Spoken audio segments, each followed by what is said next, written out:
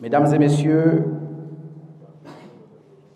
les présidents des partis politiques de l'opposition, mesdames et messieurs, les responsables et représentants des organes de presse, militants et sympathisants du mouvement républicain, chers amis, c'est avec une grande joie que je vous accueille aujourd'hui pour ce déjeuner de presse, un moment non seulement de partage, mais aussi de dialogue sur l'avenir de notre pays. Vous, journalistes, vous êtes les éclaireurs de la démocratie, les témoins de l'histoire en mouvement et les gardiens de la vérité. Au nom du mouvement républicain, je tiens à vous adresser mes vœux les plus sincères pour cette nouvelle année.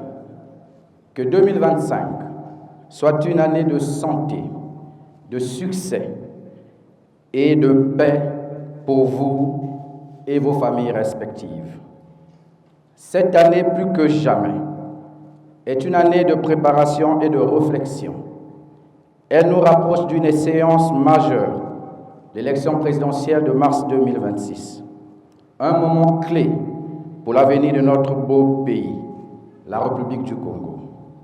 C'est une opportunité pour notre peuple de renouveler son engagement envers les valeurs d'unité, de travail et de progrès dans un esprit patriotique. Mesdames et messieurs, les responsables et représentants des organes de presse, chers amis, permettez-moi de vous présenter une synthèse historique des situations regrettables qui ont marqué la presse congolaise ces dernières années. Aujourd'hui, la presse congolaise est perçue comme ayant peur de diffuser des vérités ou des informations contraires aux sources officielles. Elle évite d'aborder des sujets d'importance nationale, contraints et par peur des représailles.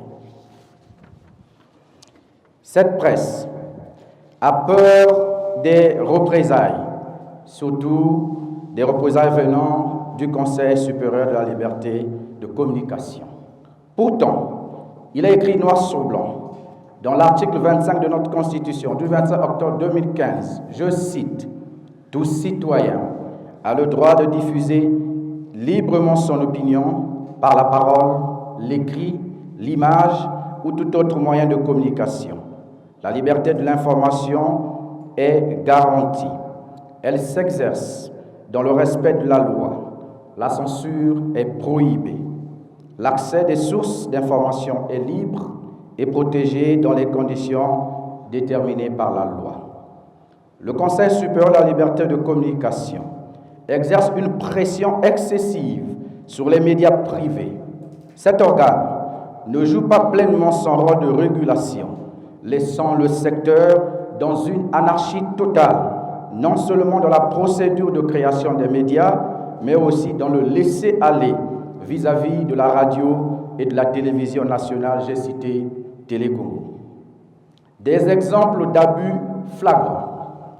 En décembre 2022, la chaîne de télévision privée Vox TV avait été suspendue pendant près d'une semaine pour avoir diffusé l'extrait de ma conférence de presse sur le bilan de la campagne que nous avions lancée à l'époque concernant la libération des prisonniers politiques, dont le général Jean-Marie Michel Mokoko et le ministre André Okombi Salissa. Cette suspension avait d'ailleurs coûté la tête de M. Arsène Séverin, que j'aimerais saluer ici présent, qui était à l'époque le directeur général de la dite chaîne au moment des faits, et contraint de démissionner pour préserver sa dignité et son honneur. En juin 2023, invité dans l'émission Mag le Bazar de la chaîne de télévision Dire TV, malheureusement, cette émission, quoique payée, n'avait jamais été diffusée et avait tout simplement été censurée sans qu'une explication plausible ne me soit donnée d'une part et que les frais de diffusion ne me soient restitués, même en partie ou encore en totalité d'autre part. Télécongo, Une chaîne pourtant supposée être publique et nationale n'invite quasiment jamais des acteurs de l'opposition pour débattre sur les plateaux. En plus, même lorsque celle-ci est invitée pour couvrir les activités de l'opposition, elle choisit délibérément de venir ou pas. Et lorsqu'elle vient, elle choisit quelques extraits à sa guise et parfois dans une certaine incohérence digne d'un film hollywoodien. À titre d'illustration, lorsque le président de la République se prête à l'exercice constitutionnel du discours sur l'état de la nation, conformément à l'article 94 de notre Constitution, la chaîne de télévision, donc Télé Congo, organise un pseudo-plateau où l'on voit des copains et des coquins discuter sur un plateau de télévision comme s'ils étaient dans une cour de récréation d'un établissement scolaire de primaire. Pourtant, cette chaîne nationale est financée par le contribuable congolais, mais elle agit comme une véritable chaîne partisane au service du Parti congolais du travail, ignorant les grandes questions nationales. Il y a 2 ans, j'avais été invité à 2 reprises par la chaîne de télévision Tcheleka pour participer à des émissions. Mais à chaque fois, à quelques heures du rendez-vous, soit moi ou mes équipes avions souvent été notifiés du report de celle-ci en nous évoquant des arguments inacceptables et ridicules. Pourtant, c'est un média capable de faire des excellents reportages sur le quotidien de nos concitoyens. La chaîne Vox TV, lors de mon dernier passage dans l'émission Entretien, là encore, a brillé par un flou incroyable, par un acte incompréhensible et irresponsable, car une émission tournée pour une demi-heure, mais dont la diffusion s'est faite seulement sur 22 minutes. Et malheureusement, les 8 minutes censurées avaient fait perdre à l'émission toute sa beauté. Certaines chaînes privées refusent de diffuser des émissions préenregistrées des acteurs de l'opposition, invoquant des raisons injustifiées. Comment la presse congolaise peut-elle espérer être respectée alors que son travail s'écarte souvent des normes professionnelles, alimentant une perception négative au sein de l'opinion publique? Contrairement aux médias traditionnels, les diffusions en direct sur des réseaux sociaux échappent aux filtres. Pourtant, certains journalistes, pour éviter les sanctions du Conseil supérieur de la liberté de communication, préfèrent manipuler ou détourner l'information au mépris de la vérité. Bien qu'il soit compréhensible que les journalistes, surtout ceux du secteur privé, travaillent dans des conditions économiques précaires, mais une question se pose. Pourquoi acceptent-ils de rester sous l'emprise du pouvoir alors qu'ils connaissent leurs droits en tant que chevaliers de la plume? Les journalistes ne perçoivent pas les bénéfices de la redevance audiovisuelle, RAV, bien que celle-ci soit prélevée sur les factures d'électricité des citoyens congolais, 1000 francs bimensuels, selon une étude du Sénat. Entre janvier 2018 et août 2020, cette collecte aurait été perçue et généré 3,3 milliards de francs CFA, mais aucun montant n'a été versé à votre ministère de tutelle, comme l'avait admis le ministre Thierry Bongala. Mesdames et messieurs, responsables et représentants des organes de presse, chers amis, au regard de ce sombre constat historique sur l'état de la presse congolaise, je suis donc en droit de me poser les questions suivantes. Que me reprochez-vous? Qu'avons-nous fait, mon parti politique et moi-même, vis-à-vis de la presse congolaise pour mériter des censures injustifiées et fortuites? Pourquoi refusez-vous de revendiquer vos droits et de défendre votre noble métier avec courage et détermination? Néanmoins, sachez que vous êtes bien plus que des simples observateurs. Vous êtes des gardiens de la démocratie, des lanternes dans la nuit qui éclairent les chemins des citoyens. À travers vos reportages et vos enquêtes, vous informez, sensibilisez et donnez une voix à ceux qui n'en ont pas. Et je le répète encore, la Constitution du 25 octobre 2015, dans son article 25, garantit la liberté d'information et de presse, en termes simples. Mesdames et messieurs, responsables et représentants des organes de presse, chers amis, par-dessus tout, à l'approche de mars 2026, votre rôle sera encore plus central.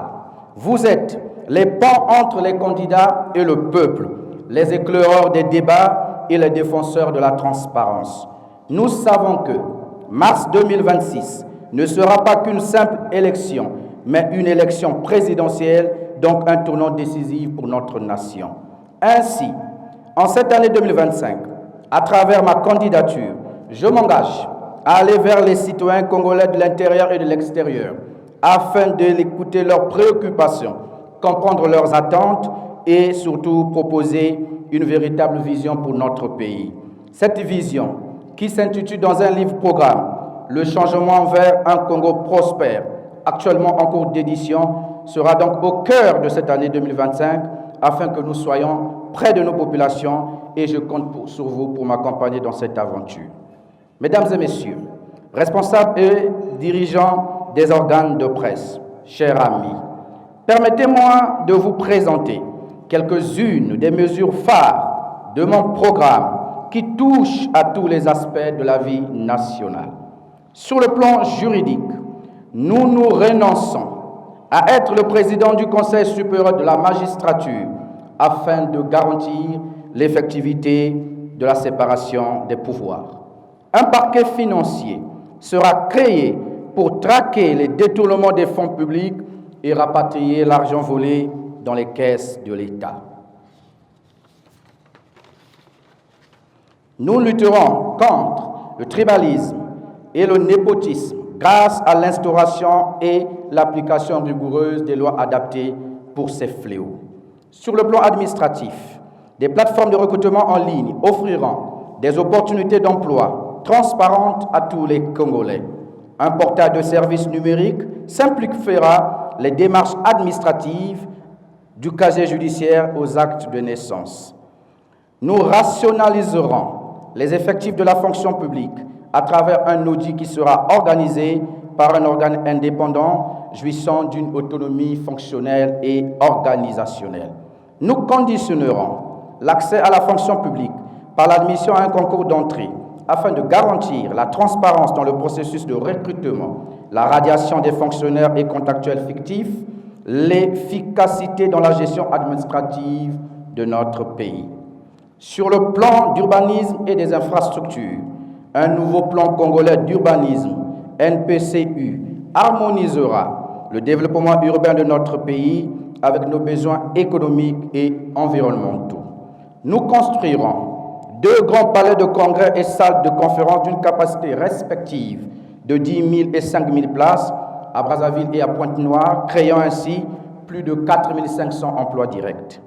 Nous ferons construire plus de 200 000 logements sociaux dans les 15 départements de notre pays, ce qui permettra de loger décemment plus de 200 000 familles congolaises qui vivent dans une certaine précarité qui ne dit pas son nom.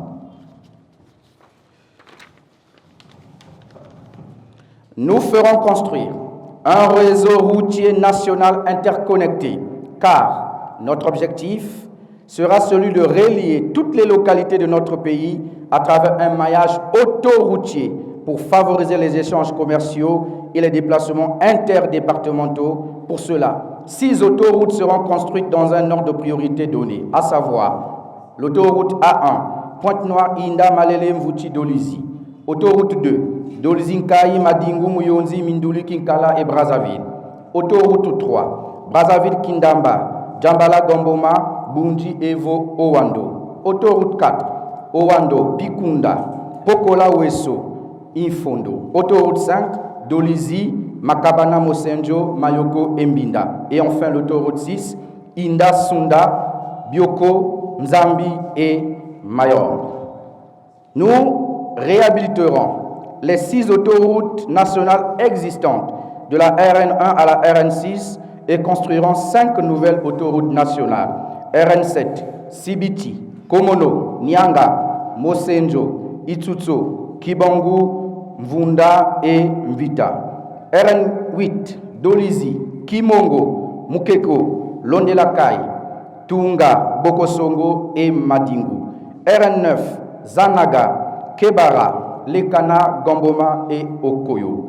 RN10, Evo, Kele, Mosaka, Sembe, Swanke et Punda. Et enfin, RN11, Gamboma, Lokolela, Liranga, Ngombe, Bunila, Epena, Enyele et Betou. La création d'un annuaire des codes postaux pour chaque zone urbaine et rurale sera indispensable pour faciliter la livraison des courriers, des colis pour le commerce et les associer à des codes qui permettront la géolocalisation de tous ces instruments au service du peuple congolais. Sur le plan économique, nous réduirons de moitié le salaire du chef de l'État, des ministres, des députés, des hauts fonctionnaires militaires et civils. Nous supprimerons les institutions coûteuses et redondantes comme le Sénat et la quasi-totalité des conseils consultatifs nationaux. Nous créerons les conditions de sortie du franc CFA afin de permettre à notre pays d'avoir une véritable souveraineté monétaire. Nous faciliterons la création des emplois à travers la création de plusieurs entreprises étatiques dans les secteurs clés, la promotion de l'entrepreneuriat avec une simplification des démarches administratives y afférentes pour tous. Nous exigerons la transformation de 70% de nos matières premières sous place afin de créer plusieurs millions d'emplois pour la jeunesse de notre pays avec plusieurs postes exclusivement réservés aux Congolais. Nous ferons des audits de toutes les compagnies pétrolières, minières et forestières afin de garantir l'intérêt du peuple congolais. La création d'une banque congolaise de développement, la création d'une société nationale de l'habillement et du luxe qui aura pour mission, entre autres, la gestion et l'exploitation des usines textiles qui Kala a construit, le développement des lignes de vêtements traditionnels et professionnels, pan-congolais, habits en raffia, les uniformes militaires et civils. À ce titre, tous les corps de nos forces de défense et de sécurité, y compris la sécurité civile, bénéficieront tous les ans des dotations en termes d'uniformes militaires et civils. Et une loi interdira et sanctionnera sévèrement toute commercialisation de ces uniformes au sein et en dehors des services compétents. La création de la Maison des sapeurs et tisserands du Congo, MSTC, qui aura pour rôle la préservation des savoir-faire traditionnels dans le domaine vestimentaire, le design et conseil de promotion locale en collaboration avec la Société nationale de l'habillement et du luxe. Sur le plan social et sanitaire, une allocation chômage mensuelle sera mise en place pour les jeunes diplômés sans emploi. Tous les arrêts de salaire, de bourse et de pension seront apurés rapidement. La gratuité des soins d'urgence sera instaurée grâce à la Caisse d'assurance maladie universelle. Chaque citoyen congolais aura désormais un numéro de sécurité sociale. Nous mettrons en place une prime de mariage d'un montant de 200 000 francs CFA qui sera versée aux couples mariés à l'état civil et les dépenses du beau-fils envers la belle famille liées au mariage coutumier, dot et présent et somme en espèces ne pourront excéder la somme d'1 million de francs CFA et seront vérifiés, contrôlés et validés par une autorité d'état civil local. Nous assurerons un bon début de vie à tous les enfants congolais et soutiendrons la santé maternelle et infantile, car les premiers soins pour tout nouveau-né né au Congo pour un séjour n'excédant pas 5 jours seront gratuits. En cas d'accouchement par césarienne, les soins pour la mère et pour l'enfant seront gratuits jusqu'à 1 semaine. Une prime sera mise en place, appelée prime de naissance, d'un montant de 30 000 francs CFA pour tout enfant congolais né d'un parent congolais sans emploi et d'un montant de 25 000 francs CFA pour tout enfant congolais né d'un parent congolais salarié ou fonctionnaire. Celle-ci sera versée qu'à la naissance. Nous mettrons en place une carte maternelle de solidarité, CMS, qui sera un dispositif destiné aux mères ayant au moins 3 enfants à charge. Celle-ci offrirait des distinctions honorifiques annuelles pour célébrer leur dévouement, attribuées lors de la cérémonie locale. Avantages sociaux personnalisés, incluant des réductions sur les frais scolaires des enfants concernés, des subventions alimentaires et des aides au logement. Identification numérique sécurisée via une plateforme nationale pour un suivi précis de leurs besoins et pour simplifier l'accès aux prestations sociales. Cette manœuvre et mesure valoriseront leur rôle essentiel tout en apportant un soutien concret pour améliorer la vie de nos citoyens. Sur le plan africain, nous accorderons gratuitement des autorisations électroniques de visite en République du Congo en cycle AEVRC pour les ressortir de simples promesses électorales. Elles sont le prolongement d'un travail déjà engagé au sein du mouvement républicain, avec des résultats concrets. Mais il reste tant à faire et l'ensemble, nous devons tracer un chemin de progrès durable à travers le choix et la confiance que les Congolais accorderont à mon programme politique. Mesdames et messieurs, responsables et représentants des organes de presse, chers amis, je crois fermement que la presse et les responsables politiques partagent une responsabilité commune envers le peuple. Votre rigueur, votre indépendance et votre courage sont essentiels pour garantir une campagne où les idées priment sur les querelles, où les solutions priment sur des divisions, où les menaces n'auront plus leur place, où nous allons nous consacrer sur le devenir de notre pays. Nous comptons sur vous pour poser des questions difficiles, enquêter avec passion et dénoncer les dérives du système actuel. Mais nous comptons aussi sur vous pour porter des débats constructifs qui inspirent confiance et donnent espoir aux Congolais. Aujourd'hui, ce déjeuner est l'occasion de sortir du cadre formel et de dialoguer librement. Vous êtes ici les bienvenus, non seulement comme journalistes, mais aussi comme partenaires de réflexion et d'action pour un Congo meilleur. En partageant ce moment, nous partageons aussi une responsabilité commune, celle de hisser notre pays à la hauteur de ses ambitions. Mesdames et messieurs, responsables et représentants des organes de presse, chers amis, pour conclure, je vous adresse une promesse simple.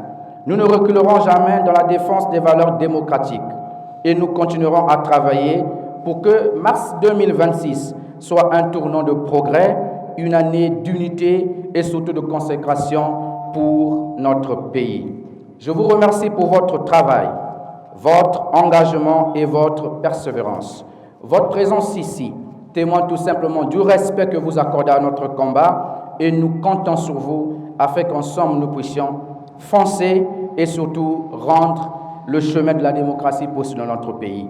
Vous êtes l'espoir, vous êtes ceux-là qui devez être près des politiques, près des populations et vous devez vous valoriser, respecter votre emploi, faire preuve de dignité, faire preuve d'abnégation et surtout avoir l'éthique et la déontologie. Parce que le métier de journalisme, certes, est un métier ingrat dans un pays comme le Congo, mais vous avez la responsabilité de lutter et surtout de ne pas vous laisser manipuler par des acteurs politiques en perte de vitesse, par un parti politique qui est aux antipodes de l'Afrique des libertés. Ce parti politique qui a confisqué notre pays durant plus de 50 ans, avec à sa tête un président qui aujourd'hui n'incarne que le passé.